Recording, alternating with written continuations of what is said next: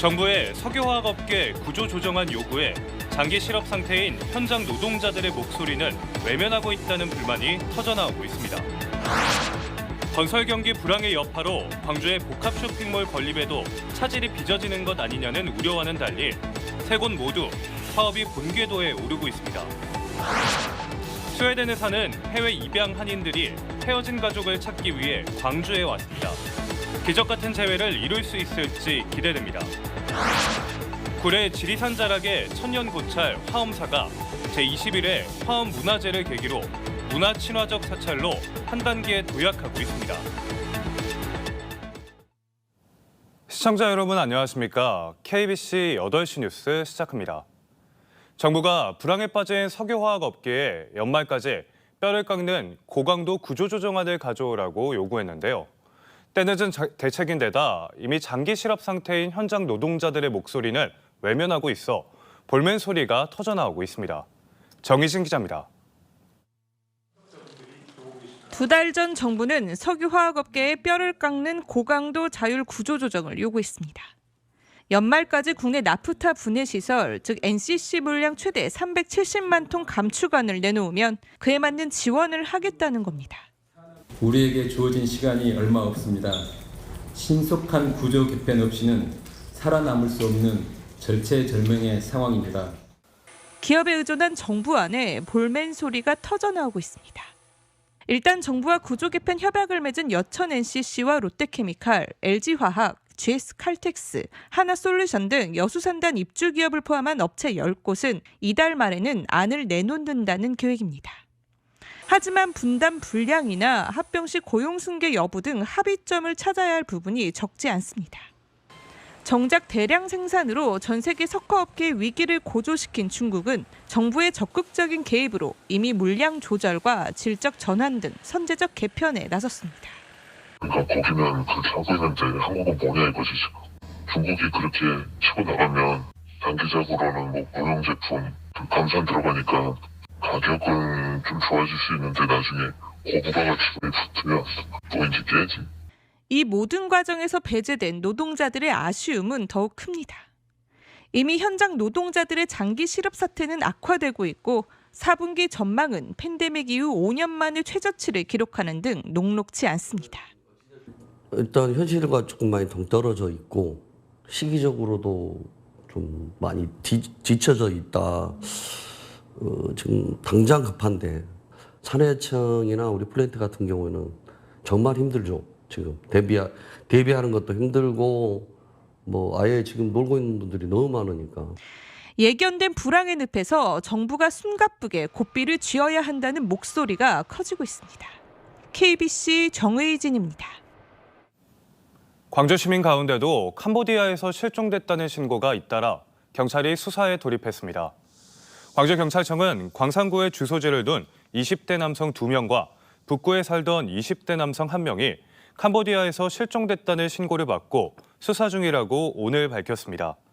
실종 신고된 3명 중 2명은 지난해 11월과 올해 4월 캄보디아로 출국한 뒤 연락이 끊겼고 다른 1명은 지난 6월 26일 태국에 간 이후 캄보디아로 이동했다가 실종된 것으로 경찰은 보고 있습니다. 경찰은 외교부에 이들 3명의 소재를 확인해달라고 요청한 뒤 수사를 이어가고 있습니다. 무안공항에서 179명의 사망자를 낸 제주항공 여객기가 사고 이전에 엔진 부품을 8차례 바꾼 사실이 드러났습니다. 국민의힘 김은혜 의원이 국토교통부로부터 제출받은 자료에 따르면 해당 여객기는 2023년부터 2년간 총 10차례 부품을 교체했고 이 중 8건이 지난해에 오른쪽 엔진에서 발생한 것으로 확인됐습니다. 해당 기종의 엔진은 해외에서 제조 결함 판정을 받았던 모델과 동일한 것으로 확인돼 논란이 커지고 있습니다. 광역자치단체에 대형 복합 쇼핑몰 하나 없다는 사실이 알려지면서 전국적인 이슈가 됐던 광주에 현재 3곳의 복합 쇼핑몰 건설이 추진되고 있는데요. 건설 경기 불황의 여파로 복합 쇼핑몰 건립에도 차질이 빚어지는 것 아니냐는 우려와는 달리 3곳 모두 사업이 본궤도에 오르고 있습니다. 박송호 기자의 보도입니다. 광주 광천동 유스케어 부지에 가설 울타리가 둘러졌습니다. 이곳의 아트앤컬처파크 건립을 추진하고 있는 광주 신세계는 지난 7월 철거 공사를 시작한 데 이어 지금까지 광주시와 3차례 사전협상 조정협의회를 진행했습니다. 광주 신세계는 행정 절차가 마무리되면 착공에 들어가 오는 2028년 중하순쯤 완공될 것으로 전망하고 있습니다. 철거와 사전협상을 모두 마친 더현대는 현재 시공사 선정 절차에 들어가면서 연내 착공을 목표로 하고 있습니다. 함께 추진되던 챔피언스시티 조성 사업에 차질이 빚어지면서 우려의 목소리가 나오기도 했지만 일단 더현대의 진행에는 문제가 없다는 입장입니다. 아파트 짓는 부분하고 업무지구 이제 더현대 이제 상업 이쪽 지역 세 군데로 나눠져 있는데요. 실질적으로 그 더현대가 들어서는 지역 같은 경우는 별도의 공간이라고 보시면 됩니다. 마지막으로 추진되는 곳은 신세계 프라퍼티의 광주 어등산 그랜드 스타필드입니다. 해당 사업이 관광단지 전체 41만여 제곱미터 부지를 개발하는 사업인 만큼 현재 설계 변경안을 제출하기 위한 준비가 한창입니다. 인허가 과정 등이 마무리되면 오는 2027년 착공에 들어가 2030년 복합 쇼핑몰과 콘도, 부대시설 등을 지역민들에게 선보일 수 있을 것으로 전망됩니다. 현재 관광단지 조성 계획을 변경하기 위해서 여기에 관련된 준비를 좀 하고 있고 연말까지 관광단지 조성 계획 접수를 목표로 진행 중입니다. 광주 유통업계의 지도를 바꾸고 지역에는 새로운 활력을 더할 복합 쇼핑몰 건립이 마지막까지 정상 추진될 수 있을지 지역의 기대감이 높아지고 있습니다. KBC 박성호입니다. 보성의 꼬막 종묘 배양장에서 불이 나 건물 4동이 타면서 1억 6천여만 원의 재산 피해가 났습니다.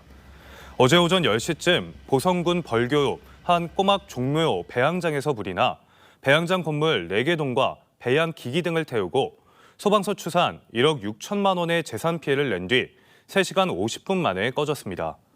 경찰과 소방당국은 꼬막을 채취하는 기계의 배터리에서 불이 시작된 것으로 보고 정확한 화재 원인을 조사하고 있습니다. 전남 도내 보건지소 10곳 중 6곳이 공중보건의사가 없는 것으로 나타났습니다.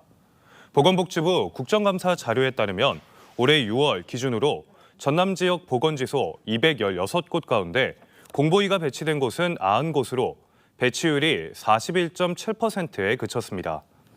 지난해 배치율 61.3%의 133명과 비교하면 1년 사이 19.6%포인트 감소했습니다. 스웨덴에 거주하는 해외 입양 한인들이 오랜 기다림 끝에 가족을 찾기 위해 광주에 왔습니다. 고향을 찾은 이들이 기적 같은 재회를 이룰 수 있을지 기대됩니다. 김동수 기자의 보도입니다. 스웨덴 입양 한인들이 자신이 태어난 고향 땅을 밟았습니다. 한인들은 당시 입양됐던 건물 내부 곳곳을 둘러봤습니다. 자신들이 직접 가져온 입양 서류 등을 살펴보며 감정이 북받칩니다.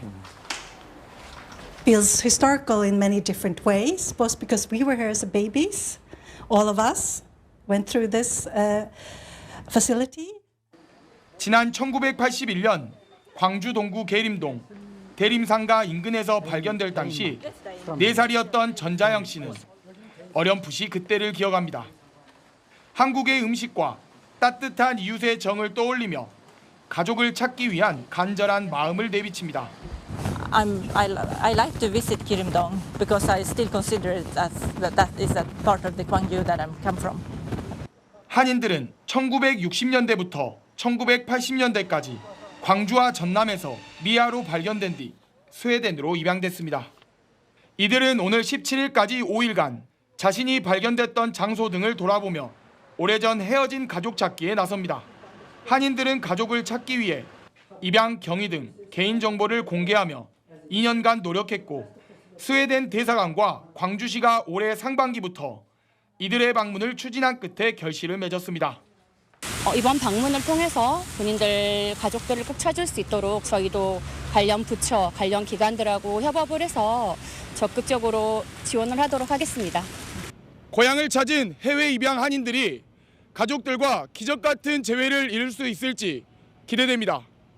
KBC 김동수입니다. 광주 지역 공무원들이 초과 근무 수당을 부당 수령한 혐의로 경찰 수사를 받고 있습니다. 광주 서부경찰서는 지난 2021년부터 2024년까지 초과 근무 수당을 허위로 청구해 지급받은 혐의로 광주광역시청 소속 공무원 20명을 입건해 조사하고 있다고 밝혔습니다. 광주 북부경찰서도 지난 3월부터 한 달 동안 12차례에 걸쳐 근무 시간을 허위로 입력해 수당을 챙긴 북구청 공무원을 사기 등의 혐의로 입건해 수사 중입니다. 광주 지역 중고등학교에 폭발물을 설치했다는 협박 메일이 잇따라 발송돼 경찰이 수색에 나섰습니다. 광주경찰청 등에 따르면 오늘 광주 동성고와 금당 중 경신여고와 대강여고 등 총 4곳에 폭발물 설치가 의심된다는 신고가 연이어 접수됐습니다. 학교 측의 신고를 받고 출동한 경찰과 소방은 폭발물이 없는 것을 확인했으며 일부 학교는 학생들을 조기 하교시켰고 경찰은 협박 메일 발송 경위를 조사하고 있습니다. 구례 지리산 자락의 천연고찰 화엄사가 문화친화적 사찰로 한 단계 도약하고 있습니다. 지난 사흘 동안 열린 제21회 화엄 문화제를 계기로 지역민들과의 소통의 장을 확대하고 있습니다. 이형길 기자입니다.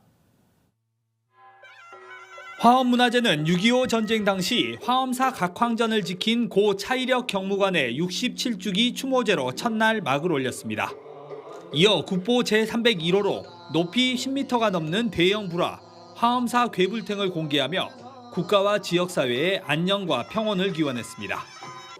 둘째 날에는 요가인과 승려 150여 명이 참여한 요가 행사와 사찰 음식 체험으로 열기를 이어갔습니다.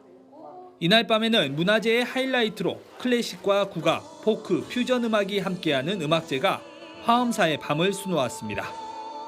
마지막 날에는 주민과 방문객 200여 명이 참가한 라인댄스 대회를 열어 모두가 함께 어우러지는 화합의 장을 펼쳤습니다. 문화 창조하는 사찰로 미래로 100년이라는 슬로건을 내세운 화엄사는 지난 10일부터 12일까지 사흘간 펼쳐진 문화제에 이어 앞으로도 문화 공간을 더 확장하겠다는 계획입니다.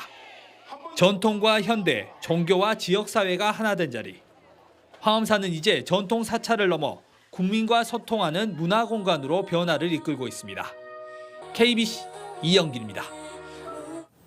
광주 가연성 폐기물 연료화 시설 SRF를 둘러싼 2,100억 원대 분쟁을 계기로 더불어민주당이 중재법 개정에 나섰습니다.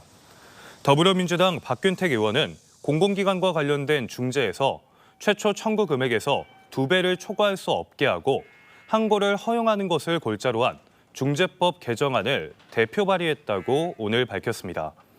앞서 광주 SRF 운영을 맡은 포스코 ENC는 운영 손실 등을 이유로 78억 원을 광주시에 청구했다. 중재 심리 과정에서 2,100억 원으로 금액을 대폭 상향해 논란이 일었습니다. 광주광역시의 택시 요금이 2년 만에 인상됩니다. 광주시는 오는 22일부터 중형 택시 기본 요금을 4,300원에서 4,800원으로 인상하고 야간 할증을 23시부터 시작하는 등의 택시 운임 요금 변경을 고시했습니다. 모범 택시와 대형 택시의 기본 요금은 2km당 5,100원에서 1.7km당 5,400원으로 오르고 심야, 사업구역 외 운행에 따른 할증도 신설됐습니다. 전남 도립도서관의 복합문화공간 문화마루가 문을 열었습니다. 문화마루는 전남 도립도서관 4층 유휴공간을 북카페와 커뮤니티 공간, 체험, 전시 공간으로 조성한 복합문화공간으로 지역 작가의 전시는 물론 작은 음악회 등이 가능합니다. 전남 도민들이 책과 예술, 음악을 매개로 교류하는 공간이 될 것으로 기대되고 있습니다. 2025 전남국제 수묵 비엔날레 홍보대사인 배우 김규리 초대전이 오는 30일까지 영암 이암미술관에서 열립니다. 이번 초대전에는 작가이자 연기자인 김규리가 산과 달, 호랑이 등을 소재로 20개 고요한 여백 속에 내면의 사유와 비움의 미학을 담아낸 20여 점의 작품을 선보이고 있습니다. 김규리 작가는 지난 2008년 영화 미인도에서 혜원 신윤복 역을 맡으며 한국화와 인연을 맺었습니다.